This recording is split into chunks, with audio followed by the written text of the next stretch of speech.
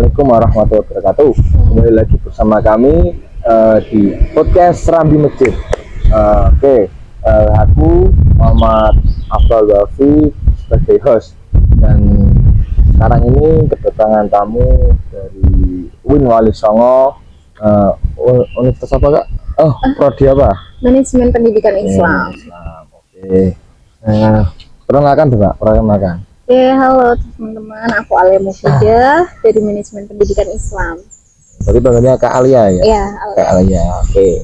Berarti dalam podcast kali ini kita akan membahas tentang filsafat pendidikan Islam.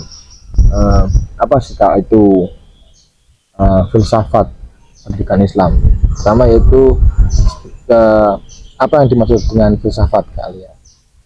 Filsafat itu dari bahasa Yunani ya, artinya tuh kebijaksanaan dan cinta atau cinta gitu. Jadi filsafat itu membahas tentang kebijakan-kebijakan cuman dengan prinsip-prinsip Islam gitu. Jadi cinta akan kebijakan ya? Iya, betul. Jadi kalau diterapkan dalam pendidikan Islam itu kebijakan dalam pendidikan, tapi ada prinsip-prinsip keislaman.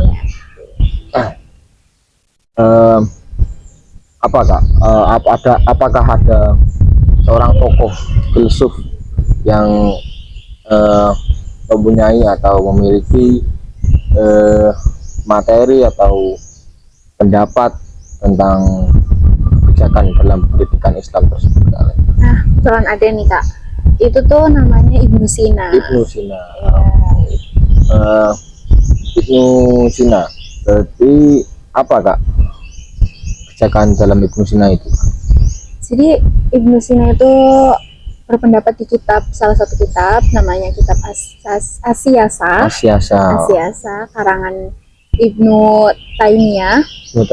Nah, di situ tuh kitab itu kan membahas mengenai kebijakan pemerintahan, pokoknya tuh kebijakan politik, mengatur tentang kebijakan politik dengan prinsip-prinsip Islam gitu. Oh, berarti kitab Asyasa itu kan tentang negara lah, iya, politik di negara, pemerintah. Tapi dalam kebijakan pemerintah mesti ada yang namanya kebijakan pendidikan. Iya, pastinya. Itu Ibnu Sina berpendapat. Itu Ibnu Sina berpendapat bagaimana kak? Jadi menurut Ibnu Sina, pendidikan itu tuh bukan hanya sekedar pengetahuan di kelas aja. Jadi itu hal yang paling penting di pendidikan itu tuh yang nantinya kita bakal terjun di masyarakat. Jadi Ibnu Sina tuh sangat menekankan mengenai jadi ada istilah pendidikan sampai akhir hayat. Jadi tuh pendidikan itu tuh nggak selesai di sekolah aja, tapi setelah sekolah pun kita tetap belajar, tetap menuntut ilmu dengan yaitu terjun ke masyarakat gitu. Jadi Ibnu Sina menekankan hal itu sih, gimana mengembangkan akhlaknya biar bisa terjun dalam masyarakat. Berarti Ibnu Sina itu menekankan bahwasanya pendidikan itu terus menerus lah, Ya. sampai nanti yang lahat, hadis itu yang sampai yang lahat pun tetap mencari ilmu gitu. Betul. Ya, berarti Ibnu Sina di situ contoh kita merantau jauh, Ya. kan kita merantau tidak bawa apa-apa, bawa ilmu tidak bawa apa-apa, cuma modal ingin belajar, ingin bisa. Tapi di sana kita belajar semua bentuk lah, pelajaran apa saja itu Islam, akademik dan apalah. Gitu. Terus kita pulang membawa ilmu tersebut dan kita menerapkan ke masyarakat. Jadi itu yang diterapkan Ibnu Sina dalam kitab Asyasa. Iya. Siapa sih kak Ibnu Sina tersebut? Biografi lah, sedikit biografi dari Ibnu Sina. Sedikit aja ya. Ya. Jadi Ibnu Sina tuh punya nama lengkap, namanya tuh Abu Ali Al-Husain bin Abdullah bin Al-Husain bin Ali bin Sina Al-Bahri Al-Bukhairi gitu. Jadi beliau lahir pada tahun 980 Masehi di daerah yang sekarang jadi Uzbekistan. Nah, wafat pada tahun 1037 Masehi di Hamdans gitu. Sedikit aja. Jauh ya. Iya, betul. Uzbekistan. Berarti Ibu sama pengarang kitab siasat juga Ibnu Taimiyah. Ibnu Taimiyah. Berarti beliau itu mengambil sedikit pendapat Iya, dan dari memasukkan Ibnu ke dalam kitab Asy-Syafa. Sina. Berarti Ibnu Taimiyah tersebut mempelajarilah ternyata ada pendapat dari Ibnu Sina, dimasukkanlah pendapat tersebut karena di Asy-Syafa itu menjelaskan tentang kebijakan pemerintah, politik pemerintah, yang mana pastinya itu ada kebijakan pendidikan. Iya. Dan enggak semua pendapat-pendapat kan berbeda pastinya, dan bagaimana mendapatkan yang dari Ibnu Sina dan kebijakan pendidikan tersebut. Terus Kak, selain itu Kak, selain pendapat selain kebijakan dari Ibnu Sina, apakah ada yang lain lah dari lain tadi yang ilmu terus sampai tua sampai liang lahat, terus apakah ada lagi pendapat Ibnu Sina Kak? Ada sedikit poin-poin dari kitab itu yang saya tahu ya. Yang aku tahu itu ada dari banyak ya. Pertama ada dari tujuan pembelajaran.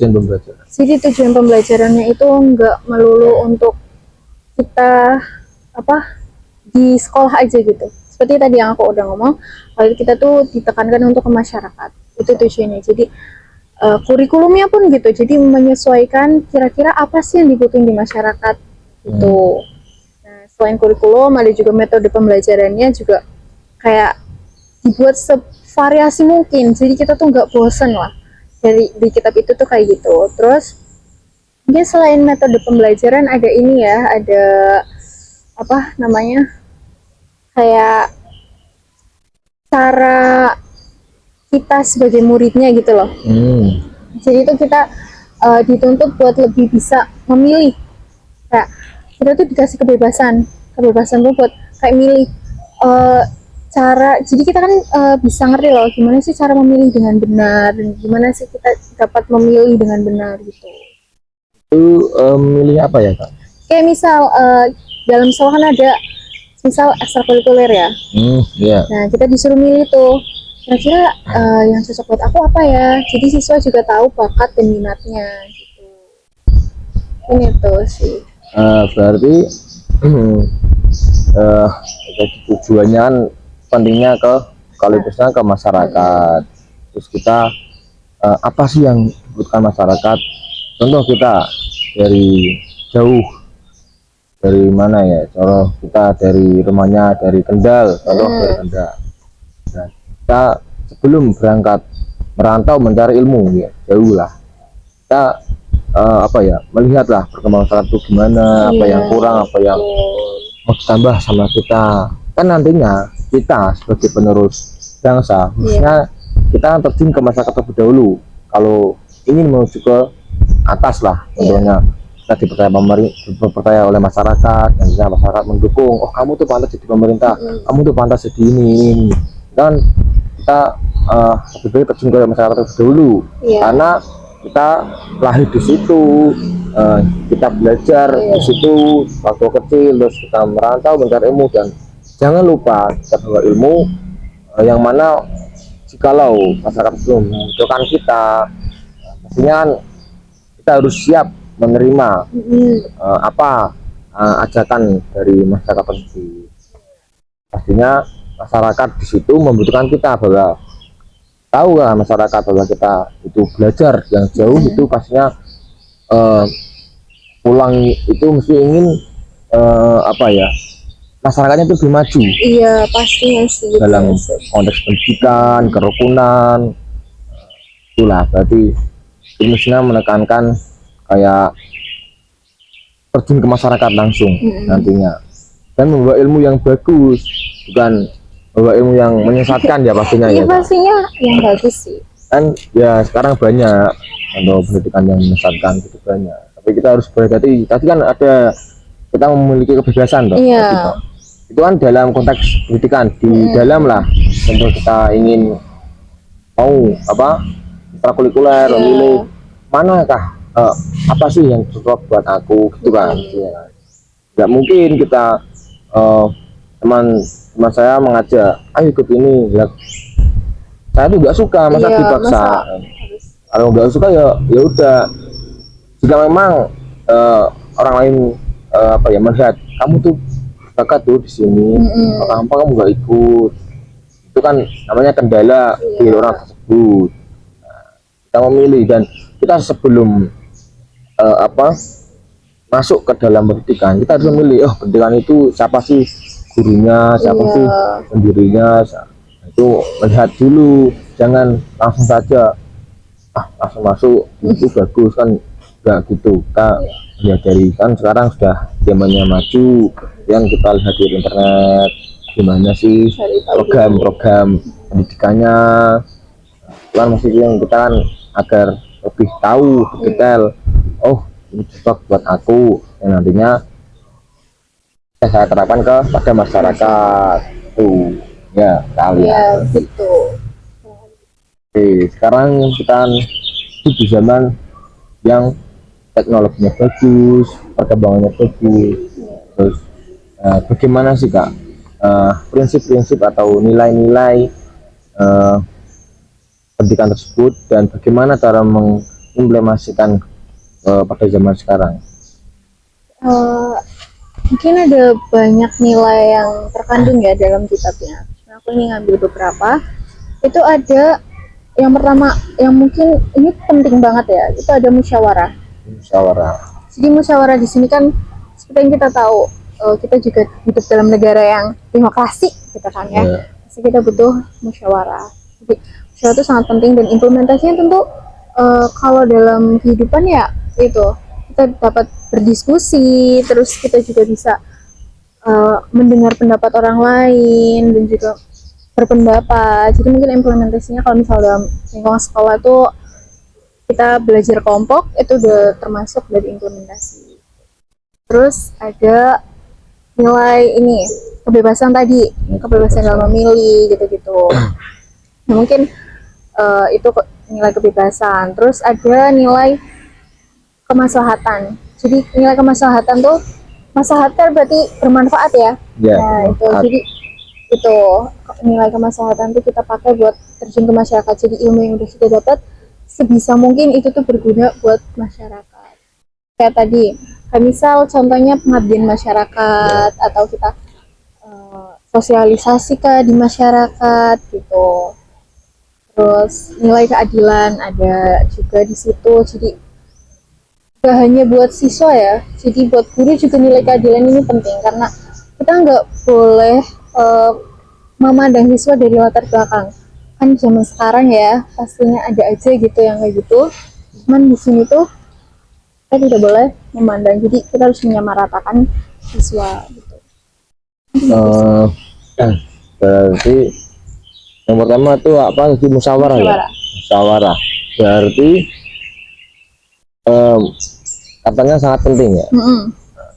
Itu bukan hanya dalam pendidikan saja, Iya. harusnya ya itu semua apa dalam pemerintahan, pendidikan itu sangat penting musyawarah, karena tadi kita bisa mendengarkan pendapat orang lain, kita pun juga bisa pendapat, kan pastinya dalam musyawarah memiliki tujuan. Nah, itu sudah dibahas kan nanti setiap orang kan memiliki akal dan pikiran berbeda-beda. Iya. Pastinya memiliki pendapat yang berbeda-beda.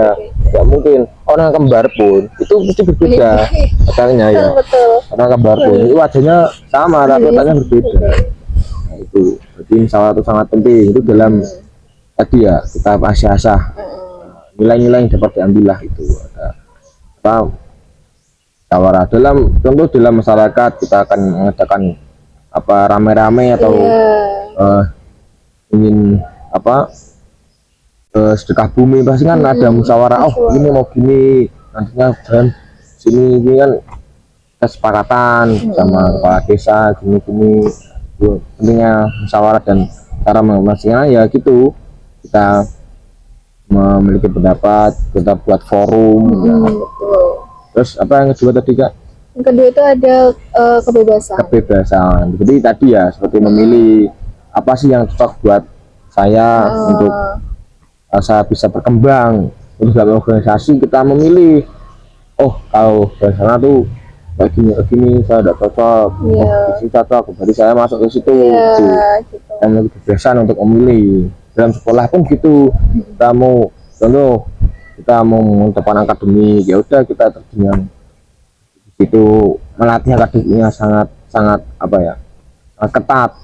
Ada yang seimbang, ada yang akademik, ada yang eh, nilai Islam atau Iya. pendidikan satu lah, ya, di apa, di kolaborasi itu. Apa ada tadi ya yang ketiga? Yang ketiga itu ada kemaslahatan. Kemaslahatan, berarti yang bermanfaat tadi. Iya, yang Mbak. bermanfaat. Ilmu kalau nggak manfaat kan nggak ada gunanya. Iya, betul. Jadi ada gini Kak, contoh kita ini sudah dewasa, artinya kita pernah belajar selama hidup dan sampai sekarang, sama lahir sampai sekarang mungkin pernah namanya belajar. Yang namanya orang belajar itu mesti kita baca pada gurunya, Iya. dan setelah kita selesai belajar kita harus mengajarkan. Iya, betul. Itu harus itu. Walaupun kita nggak bisa, tapi kita pernah dengar dalam hal kita mau mengajarkan kepada apa, contoh masyarakat, Iya. pasti kita akan belajar lagi, atau apa ya, belajar sedikit lah di rumah. Contoh kita mau belajar ngaji di masyarakat, nah, kita kan sebelum belajar mau mengajarkan ke masyarakat kita harus mendalami dulu di rumah, buka-buka. Nah, itulah yang bisa menjadikan orang itu pintar Kak. Padahal dia ya seharusnya tahu, tapi sekarang dia kan pastinya nggak mengajari itu, dia mencari banyak, di situ mah dia suruh ngajar itu. Nah, pastinya dia harus belajar itu, kan dia pernah belajar itu tapi sudah lama lah. Nah, Iya.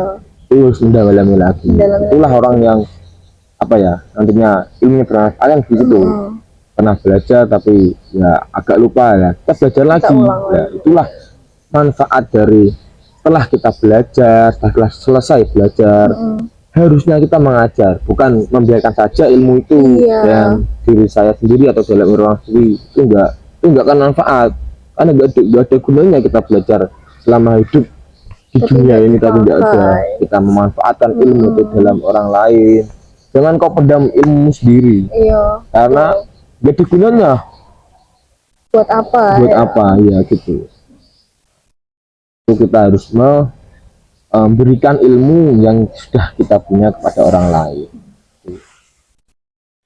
Terus apa lagi ya? Jadi yang terakhir ada nilai keadilan. Nilai keadilan. Jadi itu bukan hanya dalam pendidikan saja ya, harus semua di dalam dalam pendidikan. Berarti kita tidak memihak bersama lain lah, kita harus sama rata dalam contoh guru siswa, tidak membedakan. Kita harus bisa merangkul semua, baik itu yang agak bisa, kurang bisa sekali ya. Itu kalau kita beda-bedakan itu, kamu tuh nggak bisa, kamu tuh ini, itu pasti kan anaknya tuh minder bakalnya. Sekarang aku dekati, oh kamu tuh kurangnya gini, kamu tuh harus begini. Nanti kan yang bisa pun harus mengajari, disuruh tuh tolong anak itu belajar mau menulis lah ini, dengan nantinya akan bisa semua karena ada rangkulan dari guru maupun temannya, saling membantu lah, nantinya akan bisa timbul sekolahan yang banyak orang berprestasinya. Itu dapat dari Ibnu Sina dalam kitab Asyasah karangan Ibnu Taimiyah. Oke, jadi itulah sedikit dari podcast siang hari ini. Kurang lebihnya jika ada kekurangan kita menyampaikan materi dari Kak Alia maupun saya, mohon dimaafkan sebesar-besarnya, karena dalam forum ini kita hanya sedikit lah sama-sama belajar. sama-sama belajar gitu. Oke, saya Muhammad Afal Wafi dan Ya, Aulia. mengucapkan terima kasih. Wallahul muwaffiq ila aqwamit thoriq. Assalamualaikum warahmatullahi wabarakatuh.